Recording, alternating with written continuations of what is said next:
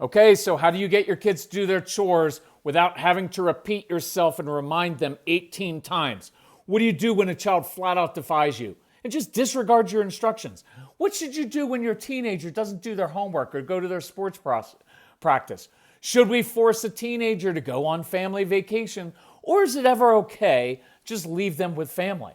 Right? How do we get a child to do uncomfortable things like take pills or wear a back brace without arguing about it every single day? That's what we're going to talk about on today's episode of the Calm Parenting Podcast. So welcome. This is Kirk Martin, founder of Celebrate Calm. You can find us at celebratecalm.com. If you need help, reach out to our son Casey, C-A-S-E-Y, at celebratecalm.com. Tell us about your kids, ages of the kids, what do you struggle with most, or tell us about you. One of my favorite things to do is help parents break generational patterns and get over all of the triggers that you have.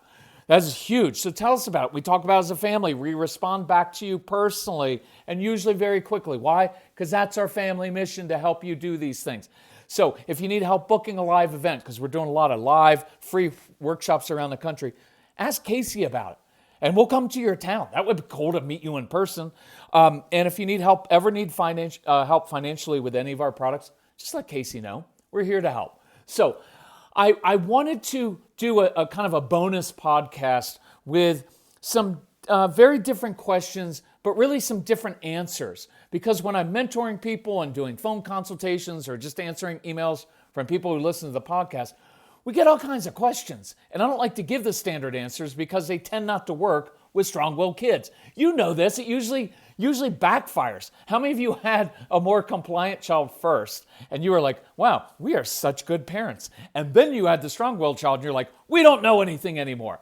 So I want to share a few odd answers in order to inspire you to think differently, to challenge your assumptions and experiment, doing it in a different way. Now, I'm not saying that these answers are the right ones in every situation. There are always other options that are tougher or softer or just different. But I thought these might help you see things in a slightly different way. So 5 questions, 5 answers. Question number 1. How do we stop from constantly having to remind our daughter to do chores and little tasks? For example, we homeschool, so I'll say, Rebecca, it's 8 a.m. I need you to have the dishes done by 9 a.m. so we can start school. And then every 10 minutes, I'll remind her, right? And then inevitably at 9 a.m., I end up saying, you know what, you're not going to have enough time to finish your job now, and we have to start school, so you're going to lose screen time this evening. Then she will proceed to lose her mind, scream and pitch a fit, and make everybody in the house miserable. So, I get your frustration. These are simple requests. It shouldn't be a big deal. But here are some ideas, and I encourage you to experiment with these. You know what one of my favorite ones is to sometimes make the chore, which is seemingly so easy, more difficult. Because some of our kids, they like their brain to be stimulated. So when we had these kids at our camps, I would give them chores, but I'd have them do them blindfolded or backwards, just to make it a challenge. Can you change the chore that you want her to do so it's a little bit more of an adult type job? Because many of our kids do better with that, and we're raising adults, not kids, right? So maybe start with something that's a guaranteed win, if that even exists. Here is one that I really want you to think about. And there are applications for this in lots of different areas. What I know about strong-willed kids is they don't like being watched. They don't want you standing over them at homework time. They don't want you watching them because often they fail and they get tired of being watched while they're failing. So think about this. If you could give your child a challenge to say, hey, bet you can't get this done before I come downstairs, right? Before I'm ready in the morning, before I'm in the room. So maybe while you're getting ready or you're in the shower, or maybe your daughter gets early with dad and does it with dad, right? Try that, because it'd be really interesting to see how she responds to that. Look, some of these things I'm looking to learn about my child, because if this mom's daughter actually does that, well, now we just got some big insight. We're going to give her a lot of space and ownership of when and how she does her chores and homework and schoolwork, because we know that she naturally does it better when she's not being watched. Here's another idea. Have hubby handle it. Can hubby give this instruction to your daughter? Right? Because one of the toughest parts of homeschooling is that your voice just gets used so much. You have to be the mom, the teacher, the principal, and it's endless. So having a different voice sometimes cuts through the clutter and helps. There's also this. You're naturally and exhausted and frustrated by all of this, which you should be, because you're doing this dozens of times a day. And that's partly why it does help to have hubby help with this, because he may not be as frustrated with that because he doesn't have to give dozens of instructions a day. So his tone's going to be different. Your daughter will respond differently to that. See, because when you're frustrated, it changes your tone. And once your tone changes, kids start to shut down. So let's just try changing your tone. Fake it a little bit. Be positive, upbeat, non-frustrated tone. Give some energy to your voice. Now let's do this one. Roll with me on this. I want you to try this. And I already know your objections to it, but I'm going to tell you to do it anyway. What if you did the dishes with her while you asked her about some things that she's curious about? You take an interest in something she's interested in while you're doing the dishes with her. Yes, I know she needs to learn how to listen and follow directions and do chores and do things that you don't want to do because life's filled with things you don't want to do. I know all those things. But then again, the instruction you're giving her of doing the dishes is arbitrary and it's not working. So I'm curious about her response if you did it this way. And then here's one more. Change the timeline. See, saying, hey, you need to get this done in the next hour, time isn't compressed enough. See, a lot of neurotypical people, type A people maybe, or compliant people would say, well, I'm just going to go ahead and get my chores done by 8:07 because then it's done and I can move on. And that's very, very smart. But there are other people like me who think, I've got an hour. That's a long way away. What else can I do in between that time? And then procrastinate and then end up frustrated because you didn't get it done. So you could change the timeline to having it be done in the next 7 minutes or 17 minutes. Or you could have a new tradition in your home, which at 8 o'clock or 8:07, make it interesting, you play 3 songs that your kids really like, and everybody does a different chore while those songs are playing, and you're dancing a little bit and you're singing a little bit. Or you could switch it up and play some really intense music like Metallica and mess with that homeschool vibe. Okay, question number 2. I will tell my son, Jacob, I need you to play in the living room, but get out of the kitchen, stay out of the kitchen while I make dinner. He then proceeds to come up with every reason in the world why he needs to come into the kitchen, or he'll just continue to cross the boundary of the kitchen. It reminds me of those of you who have kids who you will say like, hey, no feet on the sofa. And they will hold their foot 1/100th of a centimeter off the sofa and then tap it with their heel and then argue with you that you said foot, but you didn't specifically say heel, right? Because that's what they do. So here's my answer. I want you to try this. I know, again, it's maybe a little bit odd, but next time you do this and your son comes back in the kitchen, smile and say something like this. You know what? So glad you came back in. I missed you. And then turn and begin cooking again. Or engage him and say, you know what? I'm glad you came back in because here's what I wanted to ask you. And let's see what he does after that. Again, I know you let him break your rules, but I'm curious what his response is and what yours ultimately is, because watch, there's a whole dynamic. I don't do blame and guilt. I'm not blaming you. Well, you're so rigid and you're so anxious about this because he can't follow directions. He's going to be unsuccessful in life, even though he's 7, and that's causing him to. I'm not saying that, but I am kind of saying that sometimes we do that, right? We feed some of these things, and it's like those kids, they're strong-willed, But sometimes we're really strong-willed. And it's like we feel like we have to win. It's not about winning. It's about building a relationship and teaching your kids and learning how their brains work. And some of us dig in so much, we almost create that dynamic. Again, I'm not saying you're doing that, because you're not. You're just saying like, hey, stay in the living room because I'm cooking. I need my time alone in here. And I'm great with that. But let's play along with this and just see what happens. Do the opposite of what you normally would do. And let's see what his response is. And see if, for some reason, he looks up at you, smiles, and then turns around and goes back out. See, because sometimes kids are looking for connection. They need the intensity. And when we feed that, it's enough, and then they leave. Just right. Question number 3. We have a daughter who's 10. She's got scoliosis. We've made really good progress. But she will have to wear a brace 21 hours a day for the next several years. She's a really active kid, but she ends up playing the blame game. You're so mean. You're ruining my life. This brace ruins my life. Everything sucks because I have to wear this brace. Don't get mad at me. The parent used that word, and some of you are sensitive to that. She brings up the same arguments all the time, so I clearly haven't found a way to help the situation. So here's what I want you to try the next time. Completely agree with her. Because the truth is, it is unfair. It does, sorry for the word, it does suck. It's really uncomfortable. It looks stupid.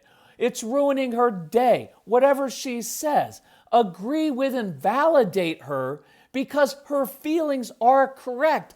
I don't want to wear a back brace 1 hour a day, let alone 21 hours a day for the next several years.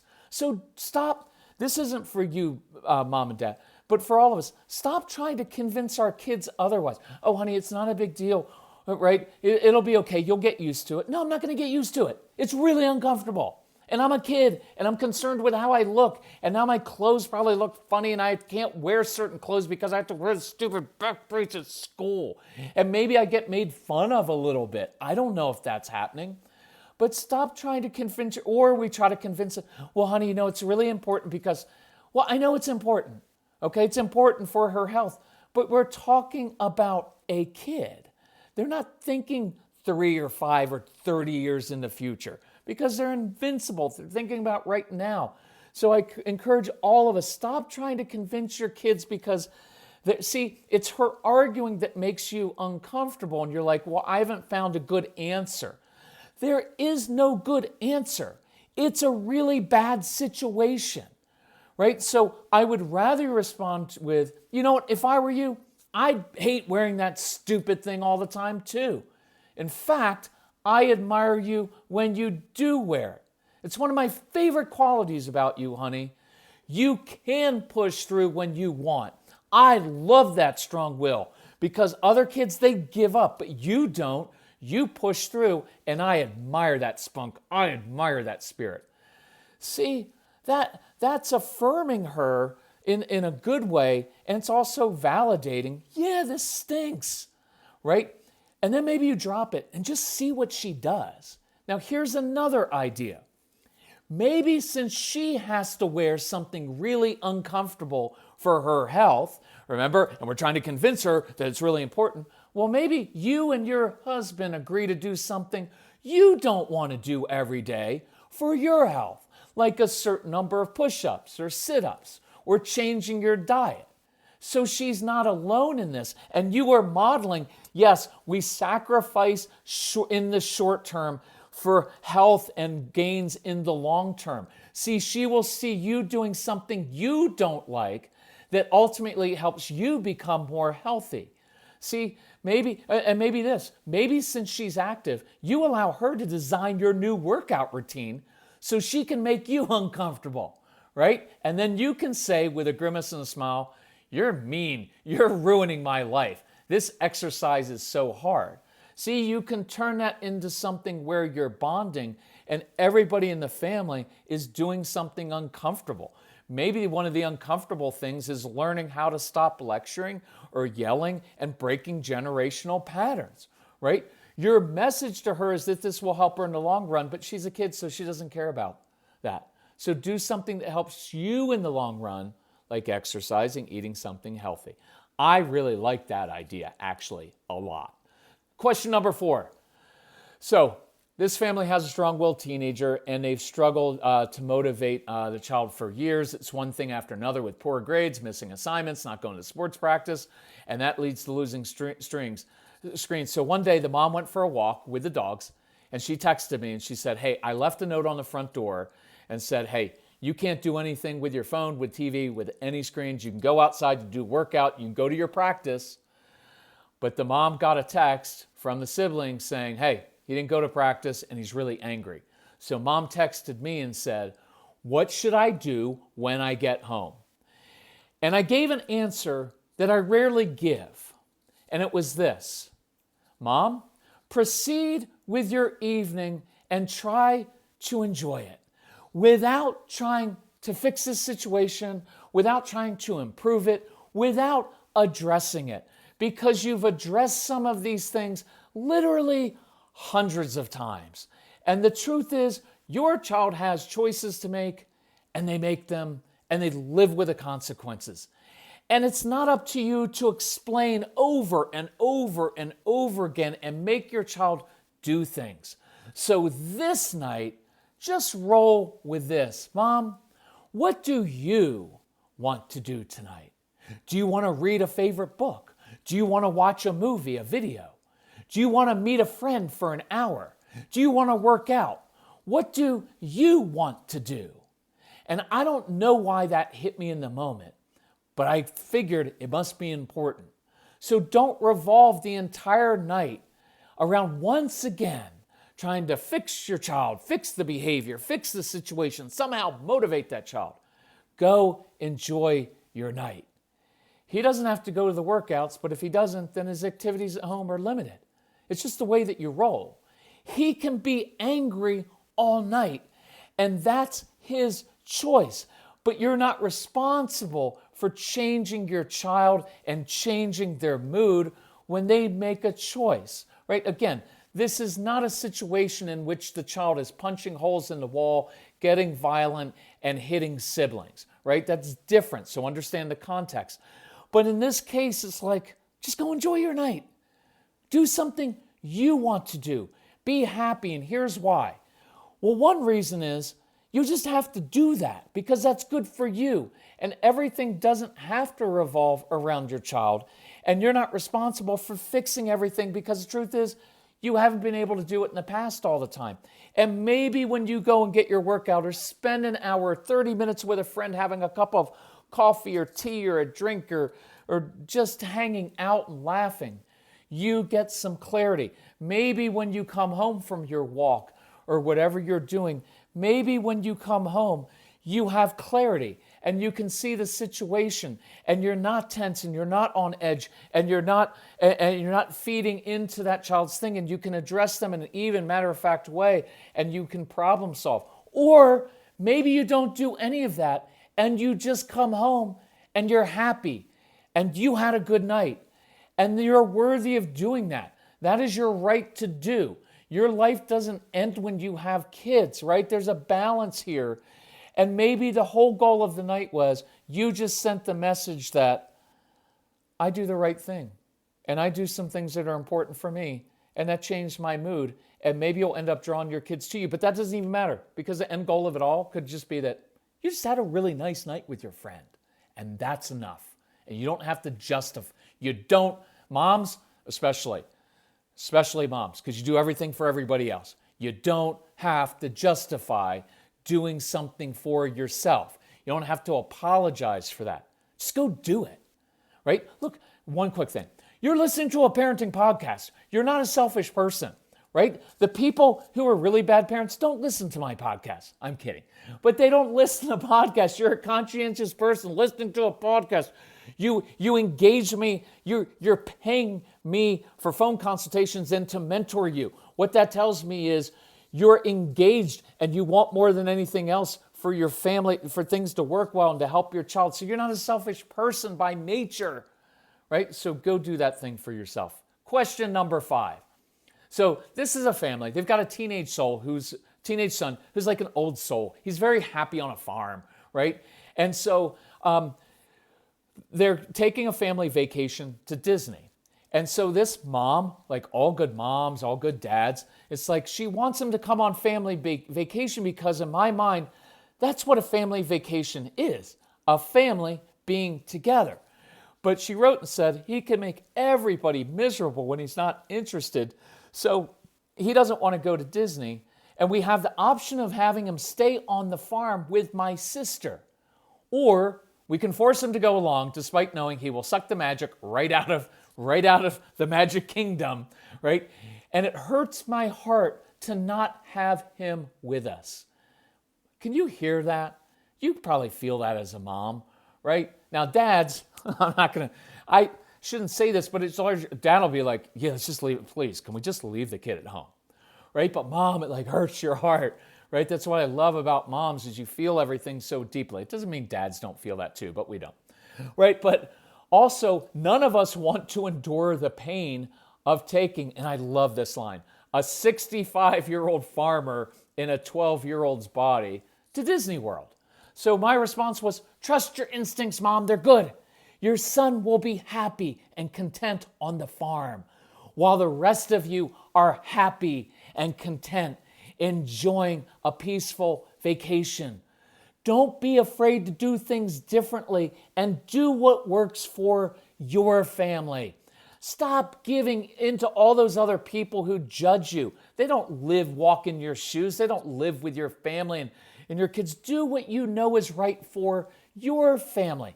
Look, we have this thing with our kids. We project our own stuff onto our kids, right? It's like, well, I think my son's really sad or my daughter because they don't have a lot of friends and I have a lot of friends and that makes me happy. Well, that makes you happy and that's really good for you. But there's some of us who don't want to have a lot of friends. See, I'd rather have a few really good friends and have very deep friendships with a few people. But I don't want to have a lot of friendships.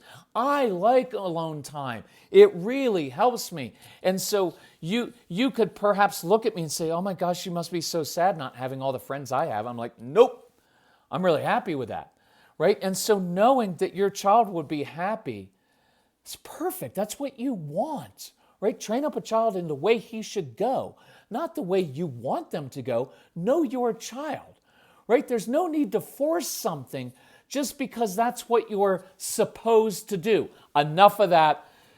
Get rid of all those people who are judging you. They're judgmental people and they don't know and they're not out for your own good. So just ignore all that noise. See, there are a lot of families who wish they could leave their child with a family member. So take advantage of this. Look, when you're gone, you can send messages and videos saying, hey, we miss you. We wish you were here, right? Here's what we're doing, right? But here's what I'd really do. Let's give your teenage son a job, a mission he can be responsible for while you're gone. A way for him to hold down the homestead while you're gone. Almost like you need him to stay so he has a mission, right? I'd make him feel like he's doing you guys a favor, right? By staying back. So say things like, we appreciate you looking after the home while we're gone. Now we don't have to hire a dog sitter. Now we don't have to hire anybody to take care of the pets and the animals. See, because he loves that. Give him a mission so he doesn't feel left out. But I'm telling you, he's not going to feel left out. He's going to be happy as a clam that he's there, independent, taking care of the homestead. He will love that, right? Bring him a couple gifts as a thank you. Have him his sisters make a big deal out of having such a grown-up big brother who is so independent and capable, right? So, look, we're always changing the narrative here. Well, we just have a child who's never happy and he makes everybody miserable. Well, sure, that's true. But here's what else you have. You have an independent young man who's very competent and very capable when given adult-type jobs. And he's comfortable in that world. And the great thing is you're raising him to be an adult. And he's found his path. He's found kind of what he wants to do. But we spend all this time trying to say, no, that's not what you're supposed to be doing. You're supposed to be doing kid stuff. He's bored with kid stuff. He doesn't want to do stupid kid stuff. He wants to do grown-up adult stuff. So feed that. Enjoy that. And go enjoy your vacation. Look, the mom replied back and she said, I'm so relieved, right? It's validating to know it isn't insane to leave a child at home. And I'm like, not at all. And she said he'd absolutely love to be a help to the family and farm by staying home. And he's so responsible for all the animals. See what happens? You start to shift it from, well, he's not good at this to, the kid's responsible. He probably gets up early and does all these things without being told. Guarantee you doesn't make his bed, but he takes care of all these living creatures on your farm. And she even said he wouldn't care less about having gifts brought home. He just loved feeling important and needed. That's a beautiful thing. See, by shifting your mindset and your narrative, you just gave this kid a gift. Instead of forcing him to do something that he would hate and everybody's going to hate, which would further make him feel like, I don't fit in. I'm the black sheep in the family. Nobody likes me.